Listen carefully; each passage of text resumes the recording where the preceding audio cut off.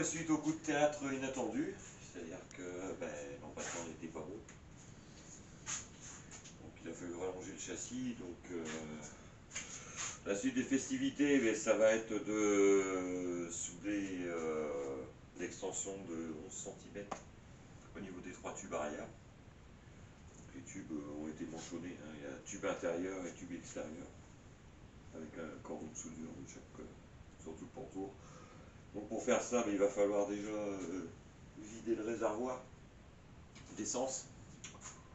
C'est toujours la hantise du feu, hein, surtout que ça va faire pratiquement 1 an jour pour jour.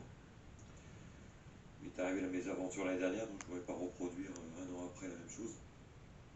Donc on va vider le réservoir. Suite à ça, je vais pouvoir faire mes cordons de soudure. Là j'ai juste pointé. Et puis on va faire sur la périphérie, regarder le système de freinage, voir si on a assez de longueur de durée. Normalement ça devrait faire. Suite à ça, après, c'est refaire le support moteur supérieur qui est pris sur un palier. Ici, il va falloir le rallonger. Là, on a fait ça, c'est une bonne chose parce qu'il a fallu aussi revoir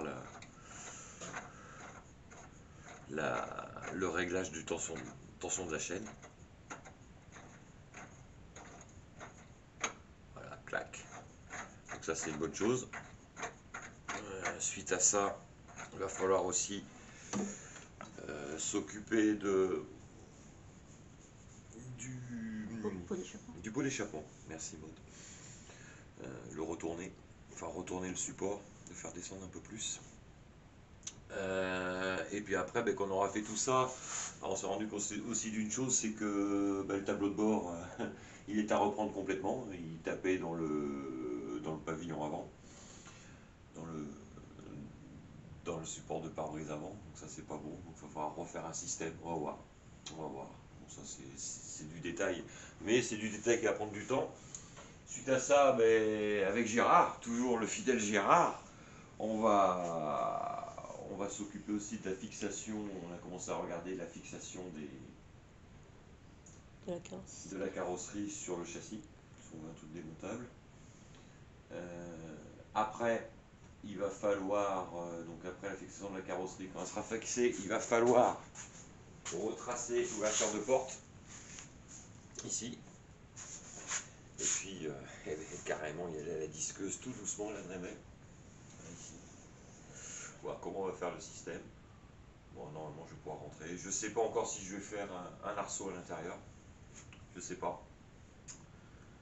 J'ai peur de rigidifier trop le châssis. Ça va faire des tubes, encore des tubes et des tubes. Je ne sais pas encore. Faire un truc fictif éventuellement sur un côté pour pouvoir déjà m'accrocher pour pouvoir rentrer. Parce que là, il va rentrer à plat ventre. Enfin, je ne sais pas comment. Mais on va y arriver, hein, on va y arriver.